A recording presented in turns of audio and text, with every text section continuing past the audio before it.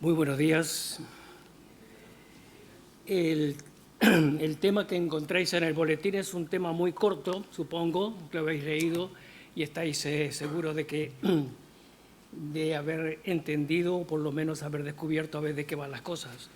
Dice simplemente, Señor, enséñanos.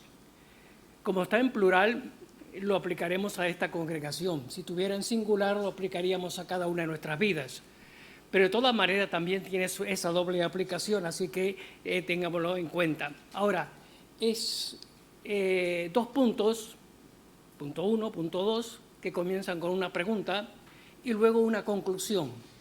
La conclusión la vais a dar vosotros, no yo. ¿Estáis de acuerdo? Bueno, muy bien. Entonces no hay problema. El tema, como digo, es Señor, enséñanos. Estas dos palabras tienen un doble aspecto muy importante que comienzan precisamente, como lo acabo de decir, con una pregunta. En el primer caso, ¿cómo nos enseña el Señor? Esa es la primera pregunta. ¿Cómo nos enseña el Señor? Es una pregunta y una contestación muy obvia. Nos enseña a través de su palabra. Eso lo sabemos todos perfectamente bien. Cada vez que abrimos la palabra en cada uno de nuestros hogares, por supuesto que el Señor nos estará enseñando, nos estará mostrando su verdad y nos estará guiando a aquello que Él quiere que sepamos. Pero también hay algo muy importante, es que el Señor nos enseña a través de todos aquellos que tenemos la responsabilidad de exponerla desde este lugar. O sea que en este momento yo tengo la responsabilidad y el privilegio de poder hacerlo. Y es un tema precisamente que me habla a mí en primer lugar, y me expone precisamente a una responsabilidad muy importante que he recibido del Señor.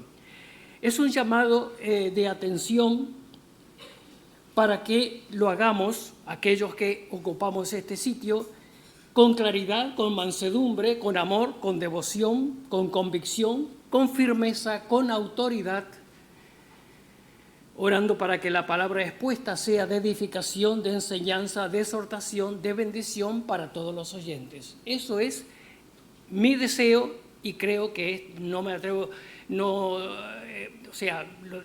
creo que sin equivocarme lo puedo decir porque todos los que ocupamos este lugar, que eso está en nuestro sentir y el sentir de todos los que estamos aquí en este sitio.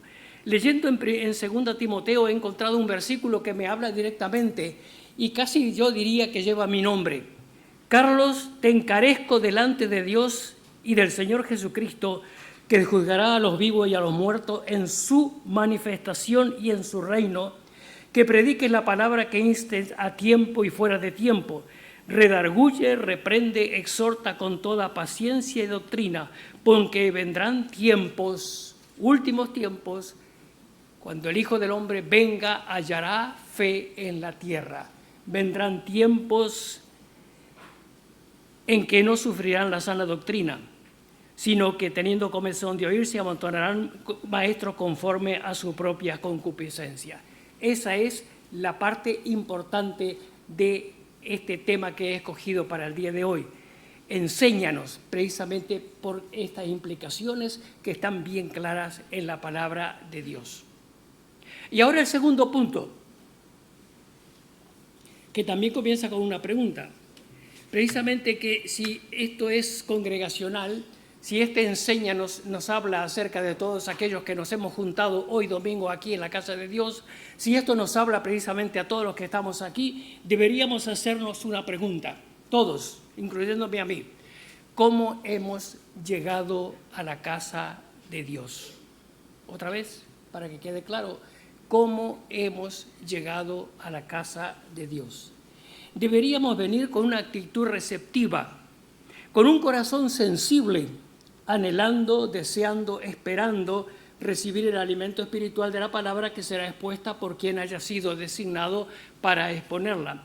Y orando silenciosamente en nuestros corazones, Señor, enséñame, Señor, enséñanos como congregación. El versículo que hemos leído, y ahora entro en la conclusión, el versículo que leyó el pastor forma parte de la oración de David. Es una oración hermosa, deberías leer todo el Salmo porque precisamente ahí tiene una tremenda cantidad de cosas muy importantes en lo que tiene que ver con nuestra vida espiritual. Pero dice aquí el versículo 11, Señor, enséñame, para que pueda andar en tus caminos, para que pueda realmente desarrollar mi vida espiritual conforme a tu voluntad, a tu propósito. Ahora, y esta es la conclusión que vais a dar vosotros. Podemos decir honestamente, sinceramente y con espíritu de oración, enséñanos, enséñame. ¿Podemos decirlo en esta mañana? ¿Sí o no? Pues digámoslo entonces. Señor, enséñanos, enséñame. Bueno, no terminó el mensaje, ¿eh? Que cuando dije 2 puntos y una conclusión, todos habrán pensado, pero qué corto esto, ya apenas ni 5 minutos. No, esa es solamente la introducción. Porque el tema de hoy no es exactamente ese, sino que es un poquito más completo. Es de acuerdo a Lucas capítulo 11, versículo 1, cuando los discípulos se acercaban al Señor y le dijeron, Señor, enséñanos a orar. Ese es nuestro tema de hoy. Precisamente ese es el tema que vamos a desarrollar y que tiene que ver con la oración. Ahora, si decíamos que la palabra de Dios es importante porque a través de ella Dios nos habla, Dios nos enseña, Dios nos muestra el camino por el cual debemos andar, la oración es nosotros hablando con Dios. O sea, los dos aspectos son de suma importancia. Y precisamente por eso es que vamos a mirar algunos aspectos importantes de la palabra de Dios para que nos guíe y nos muestre qué es lo que Dios nos enseña en lo que tiene que ver con la oración. La palabra en hebreo, tefilá, se traduce como oración, como súplica, como ruego, pero hay un aspecto que es interesante que también está involucrado en lo que es la explicación o el significado de la palabra, y es unión con Dios, relación íntima, conexión. O sea que no se trata solamente de que yo cierre los ojos o lo que sea y me dirija a Dios y le diga 4 cosas, sino que tiene que ver, la oración tiene que ver con una íntima comunión con Dios, tiene que ver con una unión, tiene que ver prácticamente con estar pegado a Dios, íntimamente ligado a Dios. Es interesante las ilustraciones que encontramos en el Antiguo Testamento acerca de ello. Por ejemplo, todos recordáis el momento en que Abraham recibió la visita de los tres personajes importantes que luego descubrimos quiénes eran. 2 ángeles y alguien más. Y entonces, en un momento determinado, los ángeles se apartaron porque iban hacia Sodoma y Gomorra. Sabemos toda la historia acerca de lo que sucedió en aquel lugar. Y dice la palabra, esconderé a Abraham lo que he de hacer, lo que va a suceder. O sea, está hablando acerca de ese tremendo acontecimiento que relacionado con Sodoma y Gomorra. Y entonces Abraham comienza a interceder por los justos que podía haber en aquella ciudad. Pero lo interesante es esto, y es la persistencia de Abraham orando por aquellos que él deseaba que fueran cubiertos por la salvación de Dios. 40, 50, 20, 30, lo que sea, pero siempre disminuyendo la cantidad, pero dice, y aún permanecía Abraham en la presencia de Dios. O sea, Abraham estaba estrechamente ligado, estaba, por así decirlo, pegado a Dios y estaba precisamente orando por esa oración intercesora que es un ejemplo. Tenemos también otro ejemplo interesante, y es cuando Jacob regresa de estar en la casa de Labán. Estaba un poco atemorizado porque tenía un reencuentro con su hermano y no sabía qué iba a pasar, no sabía cuál iba a ser la reacción. Y entonces, en la noche antes, tuvo un encuentro con un ángel y ahí estuvo una pelea. Bueno, conocemos el pasaje bíblico, pero lo que quiero resaltar es esto, porque en un momento determinado dice el ángel, déjame. Y entonces Jacob dice, no te dejaré hasta que no me bendigas. O sea, estaba estrechamente ligado, estrechamente unido, y lo que deseaba de todo corazón era la bendición de Dios. La oración, pues, es un tema vital y uno de los pilares más importantes de la vida cristiana. Es un estilo de vida para comunión y comunicación con Dios. Los discípulos entendieron esto por el ejemplo que el Señor Jesucristo les estaba dando a través de distintos aspectos de su ministerio. No olvidemos, por ejemplo, cuando hay versículos que nos habla de que el Señor subió en la noche a orar y estuvo toda la noche orando, o muy temprano en la mañana lo encontramos también orando. Y los discípulos que acompañaban al Señor vieron aquella vida de oración, de comunión con Dios, de relación con el Todopoderoso, y entonces dijeron, pues aquí hay algo que nosotros queremos tener, hay algo que nosotros queremos aprender. Y entonces dicen, Señor, enséñanos a orar. Ahora, ¿es que nunca habían orado antes estos discípulos? ¿Es que nunca en la vida habían orado? No, eso no es así, porque el judío desde muy pequeño es enseñado a orar. Apenas puede abrir su boca para decir 2 palabras y ya es enseñado para que diga por lo menos amén. Y a continuación lo que hace es dar gracias por los alimentos. Y de ahí en adelante su vida se desarrolla en una relación con Dios a través de la oración. Pero había algo distinto en aquella manera en que el Señor se dirigía a su Padre. Y ellos querían precisamente entender, comprender los secretos de aquella relación tan íntima que tenía el Señor Jesucristo.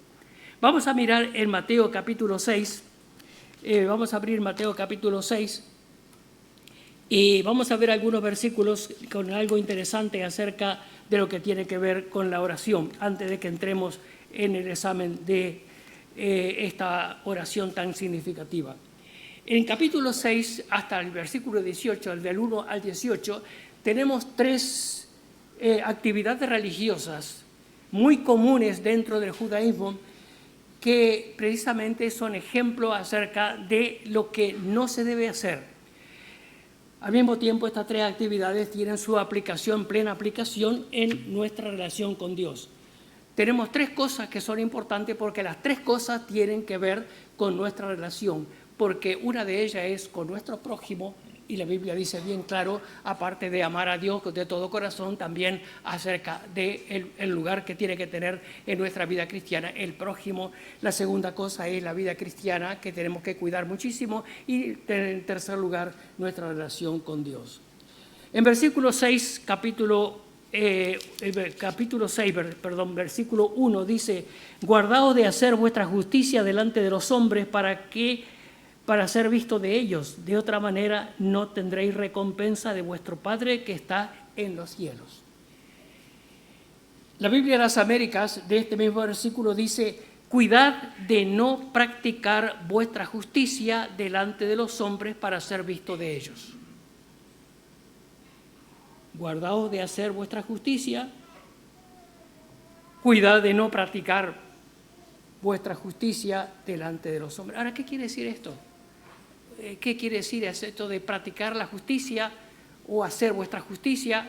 Si miráis distintas versiones, lo dirá con distintas palabras, pero siempre la palabrita justicia está para ir por el medio. En uno de nuestros viajes a Israel, íbamos en el coche con Nora y nos detuvimos en un semáforo, esperando que cambiara, por supuesto. Y mientras estábamos allí, le golpean el vidrio y una persona con un bastoncito ahí que se veía que tenía problemas con sus piernas, extiende la mano y dice, Sedacá. Y Nora comenzó a hurgar en su bolso. Es muy difícil que una mujer encuentre una cosa dentro del bolso en un minuto, ¿verdad? Y entonces mientras ella buscaba ahí, en el bolso, cambió el semáforo y entonces tuvimos que avanzar. Y cuando llegamos al siguiente semáforo, de pronto, ¡bum, bum, bum! Él había llegado a la otra esquina y ella estaba, Sedacá. Ahora, ¿qué quiere decir Sedacá? Sedacá quiere decir justicia. Un judío no te va a decir una limonita, por favor, te dice, hazme justicia. Eso es lo que significa, hazme justicia.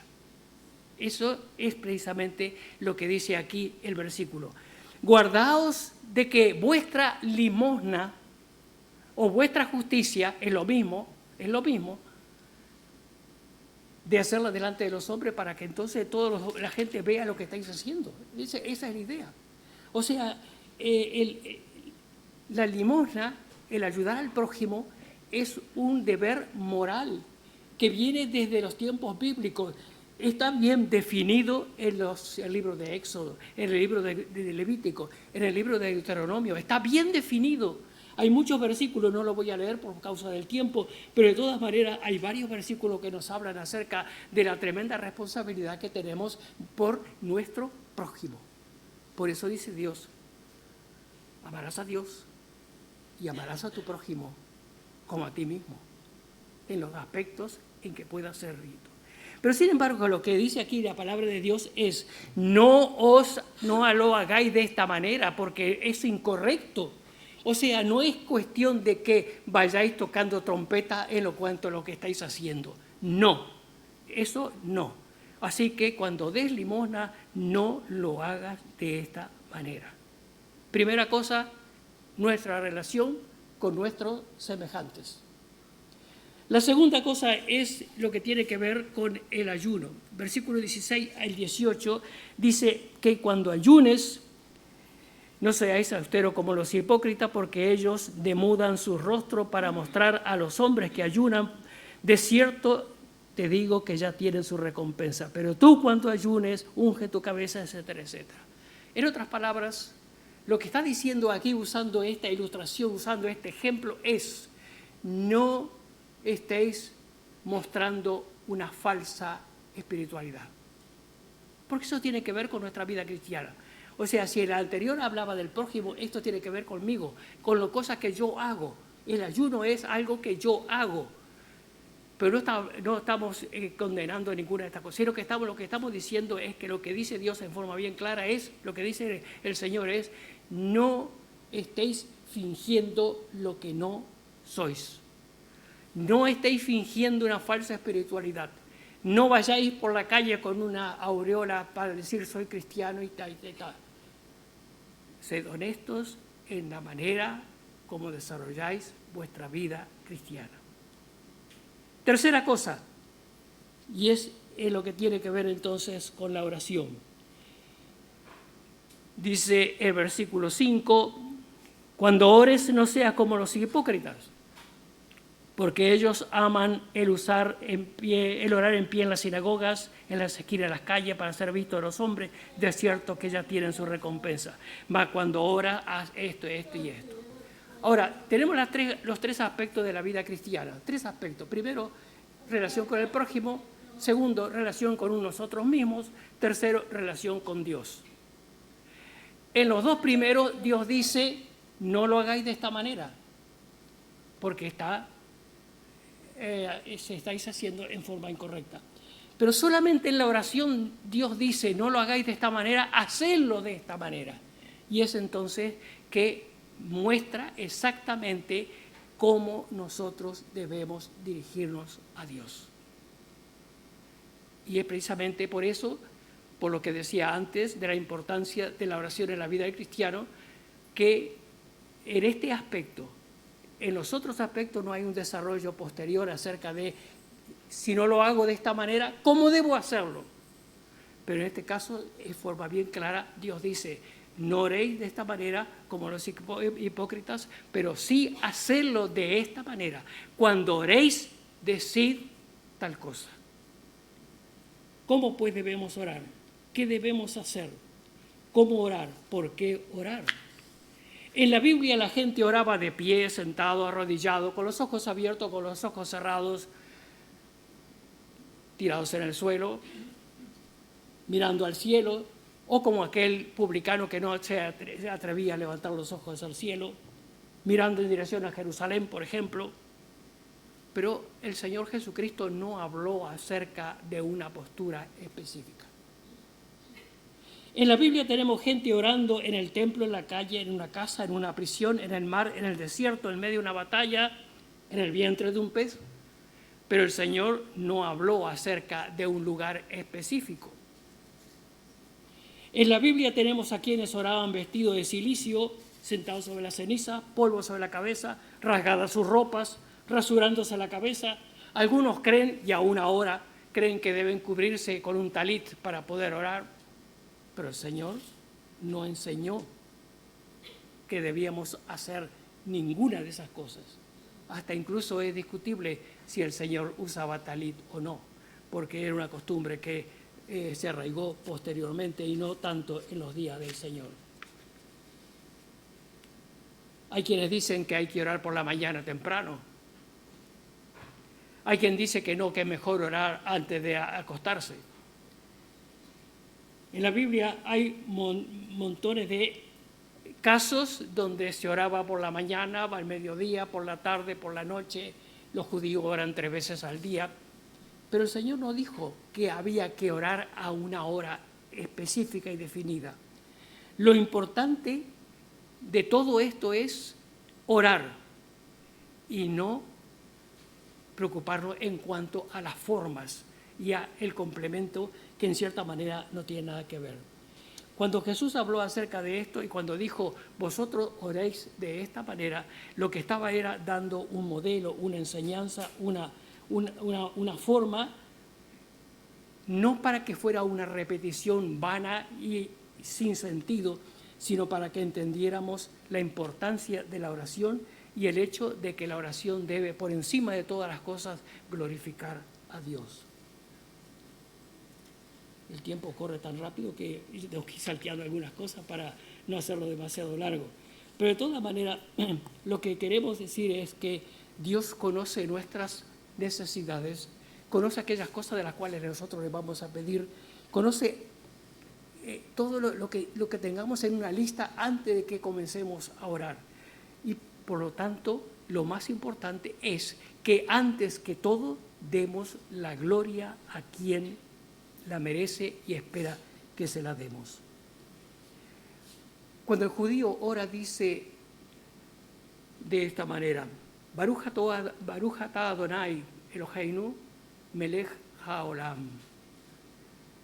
Y lo dice 1 y 1000 veces. Cada vez que va a orar, comienza siempre con estas palabras. Bendito sea el Señor, Dios nuestro, Rey del universo. Siempre lo dice, no importa si va a orar por el niño, por la comida, por el viaje, por lo que sea. Siempre comienza de la misma manera. La traducción clásica y la que se dice muchas veces es la que dice bendito sea el Señor, Dios nuestro, Rey del universo. Pero en realidad, Baruch no es exactamente esa la traducción exacta, sino que Baruch viene de una raíz que significa rodilla, Berej, que significa rodilla. Y en otras palabras, lo que está significando allí es doblo mis rodillas delante de Dios, de mi Dios, que reina, que es Rey del universo. Y eso glorifica a Dios, porque en primer lugar está hablando acerca de un reconocimiento de lo que es Dios.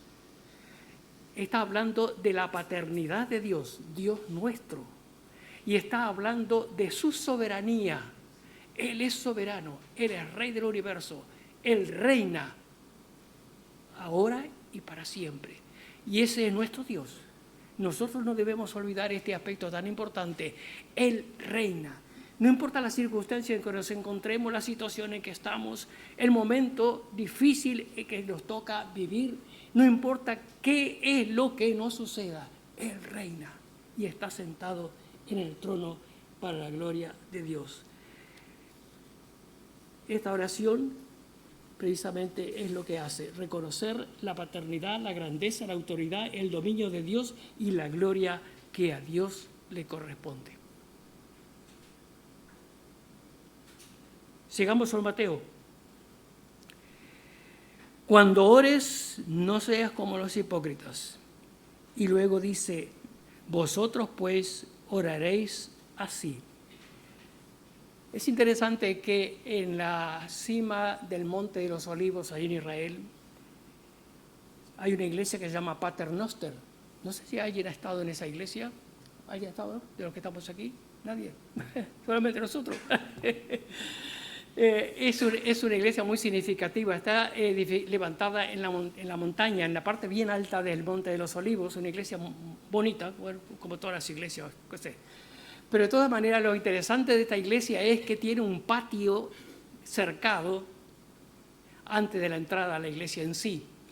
Y en ese patio hay 147 placas con el Padre Nuestro en 147 idiomas, incluyendo el catalán. Ellos dicen catalán mallorquín, de todas maneras catalán.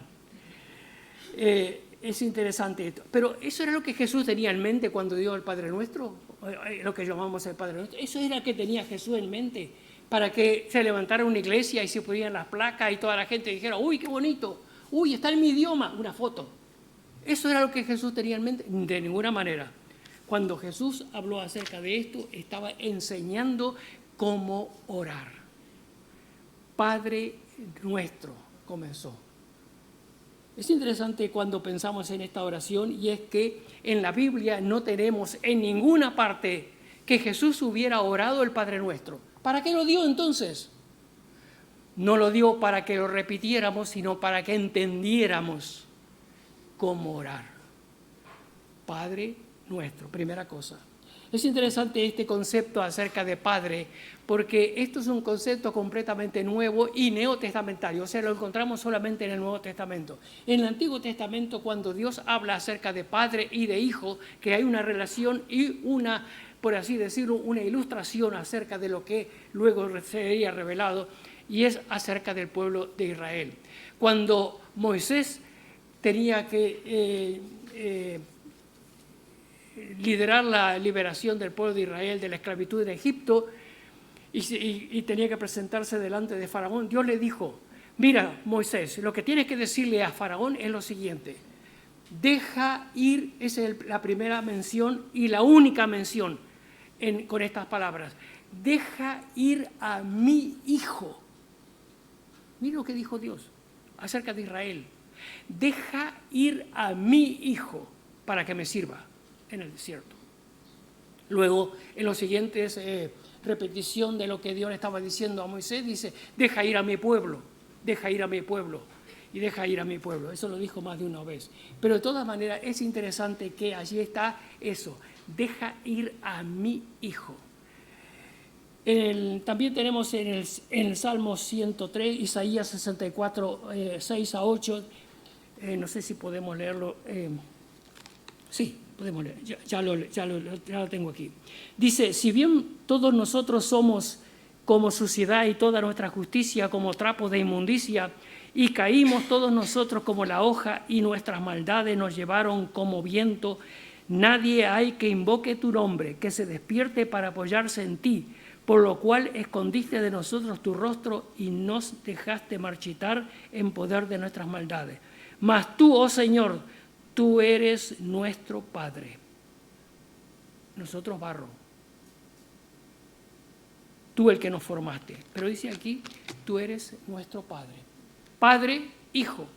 Es una relación que no es muy frecuente en el Antiguo Testamento, pero a pesar de todo, a pesar de que Dios dice, tú eres nuestro Padre, o a pesar de que Dios dice acerca de Israel, tú eres mi Hijo, no hay en ningún momento, en ninguna parte de la Biblia, en el Antiguo Testamento, que alguien se dirija a Dios en oración y le diga, Padre. Eso no sucede, eso no es del Antiguo Testamento. Ahora, cuando llegamos al Nuevo Testamento tenemos algo que es importante, y es de que en primer lugar, el Señor Jesucristo en sus oraciones siempre se dirigía a Dios. Padre, Padre, Padre. Y eso los discípulos lo escuchaban una y quién sabe cuántas veces. Padre, Padre, Padre. ¿Cómo es posible que esté dirigiéndose a Dios de esta manera? ¿Cómo es posible? ¿Qué es lo que pasa? ¿Cuál es la diferencia? ¿Qué es lo que está sucediendo aquí? Hay algo también, una nota interesante, y es que una vez en una oración que hizo el Señor, no le dijo Padre, le dijo Dios. Cuando estaba en la cruz y le dijo, Dios mío, ¿por qué me has desamparado? Y la razón es de que no podía haber una comunión entre Padre e Hijo, entre Hijo y Padre, porque nuestros pecados estaban puestos sobre Él. y eso marcaba la diferencia. Pero hay algo interesante en cuanto a la relación ahora de la cual se abre una puerta nueva y distinta en el Nuevo Testamento. Juan 1:12 dice, mas a todos los que recibieron, a los suyos vino, a los suyos no lo recibieron, mas a todos los que le recibieron les dio la potestad de ser hechos hijos de Dios.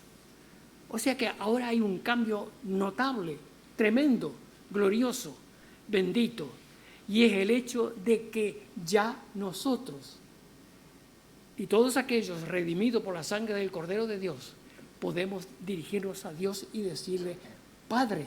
Nunca antes nadie se atrevió a hacerlo. Incluso cuando el Señor Jesucristo estaba en la tierra y se dirigía a Dios como su Padre, le acusaron de blasfemo. ¿Cómo era posible que se dirigiera a Dios diciéndole Padre? Y buscaban apedrearle. Y precisamente por esa razón fue llevado a la cruz, porque se atrevió precisamente a llamar a Dios Padre.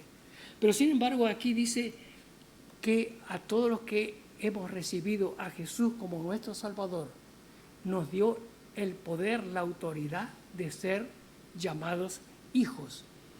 Y si hemos recibido el espíritu de adopción, por lo tanto, por medio de él, clamamos y decimos, Abba, Padre.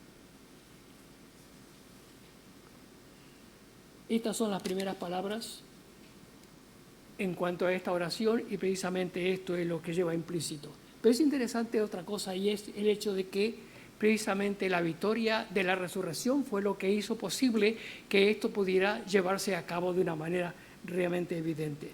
Cuando se acercó María Magdalena al sepulcro y que quiso tocar al Señor, dice, no, primero subiré a mi Padre. Dice, subo a mi Padre y a vuestro Padre.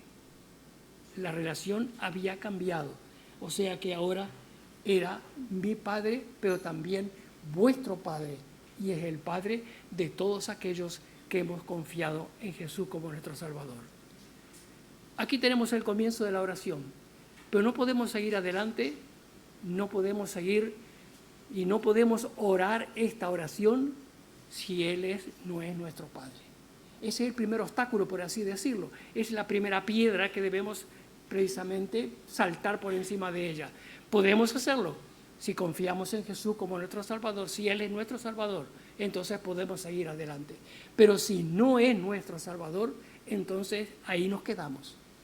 Porque no podemos llamar a Dios Padre si no somos hijos. Y somos hijos únicamente, exclusivamente, si hemos creído en Él como nuestro suficiente Salvador. Padre nuestro, Padre mío, Padre nuestro, como congregación, pero también es Padre mío, que estás en los cielos. Dios está sentado en su trono. El cielo es mi trono y la tierra es el estrado de mis pies, dice la palabra de Dios en Mateo un poquito más atrás, en capítulo 5 y versículo 34. El Salmo 47, 6 y 9, en la Biblia de las Américas, dice, cantad alabanzas a nuestro Rey, porque Dios es Rey sobre toda la tierra. Dios reina sobre las naciones. Sentado está Dios en su santo trono. En la Reina Valera no lo dice tan claro en el sentido de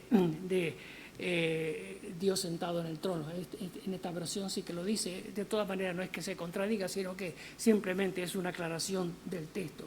Y entonces ahí está, digamos, y mirándolo en conjunto, Padre nuestro que estás en los cielos.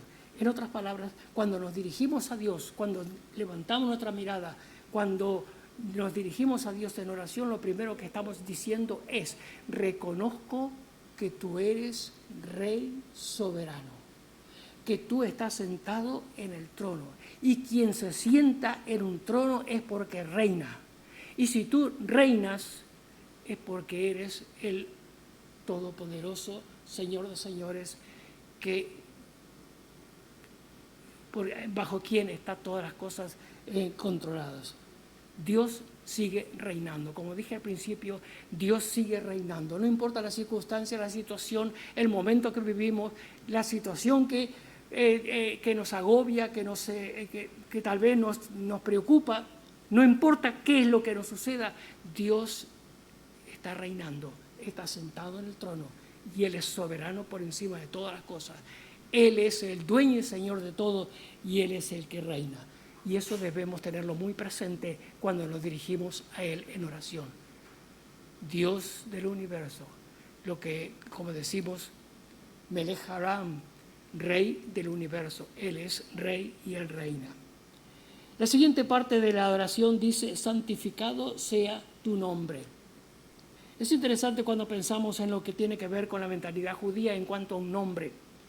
Un nombre es importante dentro de la cultura hebrea. Un nombre define, un nombre identifica, un nombre identifica algo, una persona, un lugar, un hecho. En todo lo que tiene que ver en Israel, por ejemplo, todo lo que tiene que ver con aquello que se le pone un nombre, todo tiene un significado. Si es un río, si es una montaña, si es una persona, lo que sea que se le pone un nombre, tiene un significado. No se pone el nombre porque sí, no porque lo oí en una telenovela y me gustó, no porque lo leí en un libro y me gustó el autor, no porque alguien dijo algo, no porque soy un hincha de fulano de tal y le puse el nombre a mi niño. No se pone el nombre por esa razón, se pone el nombre porque tiene un significado, porque significa algo, porque define algo, porque habla de algo. Por ejemplo, el mar de Galilea, Kineret, que significa arpa, porque tiene precisamente la forma de un arpa. Betel, casa de Dios. Si hablamos acerca de Abraham, es padre de multitud. Si hablamos acerca de Bernabé, significa hijo de consolación. Y podía ahí seguir una lista larga, pero de todas maneras, todos los nombres, no solamente en la Biblia, sino en cualquier cosa en Israel, todo tiene un significado. El nombre es más que un título, representa, identifica a una persona, revela su carácter, su integridad, su reputación. En el caso de David, en cierta oportunidad, cuando estaba con los filisteos, y entonces dice, los filisteos dijeron acerca de él, se hizo de mucha estima por su nombre. Y eso es precisamente lo que implica el nombre. En este caso tenemos el nombre de Dios. El nombre de Dios, con todas sus implicaciones, habla acerca de su carácter, habla de su naturaleza, habla de sus atributos, habla de todo lo que implica la persona de Dios. Ahora, santifica tu nombre, santificado sea tu nombre. ¿Qué significa santificar? Santificar significa separar, reverenciar, honrar, exaltar todo lo que el nombre significa. Santificar el nombre de Dios no es hacer a Dios santo, sino es que Dios sea reverenciado, respetado, colocado en un lugar preeminente. Un judío nunca menciona el nombre de Dios, siempre dice Señor o el nombre, pero nunca habla del nombre. Dice, el mandamiento dice, no tomarás el nombre del Señor en vano, en un mundo en el cual vivimos, donde se blasfema el nombre de Dios casi a cada momento. Ahora, ¿cómo santificamos su nombre? Santificamos el nombre de Dios cuando tenemos plena conciencia de su presencia, dándole el lugar que le corresponde. Cuando vivimos una vida de obediencia a Él, cuando reflejamos y damos testimonio de quién es Dios. La petición de que el nombre de Dios sea santificado es precisamente pedir de que Él tenga la gloria, la honra que le corresponde y que se merece. Padre nuestro que estás en los cielos, santificado sea tu nombre. Venga tu reino. Es un poquito más complicado en un sentido de entender qué realmente significa. En el Antiguo Testamento tenemos la promesa de la venida de un rey. En el caso de David se le prometió que alguien de su descendencia gobernaría para siempre. En cierta manera estaba hablando acerca de quién le precedería, pero sin embargo tenía una aplicación mucho más extensa y estaba hablando acerca del Mesías, acerca de aquel que reinaría para siempre. Cuando el diablo le dijo, mostró todos los reinos del mundo y le dijo, si postrado me adorares, el diablo no sabía que aquello le pertenecía a él y no podía estar ofreciéndosele algo que a él le pertenecía. El programa de Dios está centrado en una persona que regresará para establecer su reino. Ahora, ¿por qué nosotros en este tiempo podemos orar, venga tu reino? Porque el reino de Dios es el lugar donde se ejerce soberanía. El reino es un lugar donde se ejerce soberanía, donde hay un soberano que está presente, donde se demanda obediencia a todos los que le reconocen como rey. Venga tu reino es orar de acuerdo al programa de Dios que espera establecer el reino de su Hijo. Pero de todas maneras, nosotros hemos sido trasladados del reino de las tinieblas al reino de su amado Hijo. Y estamos viviendo en el reino de Dios. Y lo que tenemos que tener en cuenta es precisamente reconocer que aquel que reina, que está sentado en el trono, es nuestro rey. Y nosotros formamos parte de ese reino y por lo tanto debemos sumisión, debemos reverencia, debemos obediencia, debemos precisamente hacer aquello que glorificará tu nombre.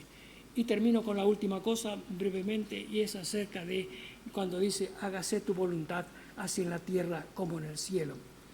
Cuando decimos hágase tu voluntad, no sé si oramos de esta manera, no sé si decimos alguna vez hágase Señor tu voluntad, no sé si lo hacemos con un buen espíritu o no, no sé qué espíritu es lo que nos mueve a hacerlo, no sé si hay resignación, si hay resentimiento, si hay amargura, si hay dolor, si hay un poco de frustración por las cosas que nos suceden, no lo sé, no sé qué es lo que decimos, pero de todas maneras, si oramos de esta manera, estamos orando con falta de fe y falta de entendimiento cuáles son los planes de Dios.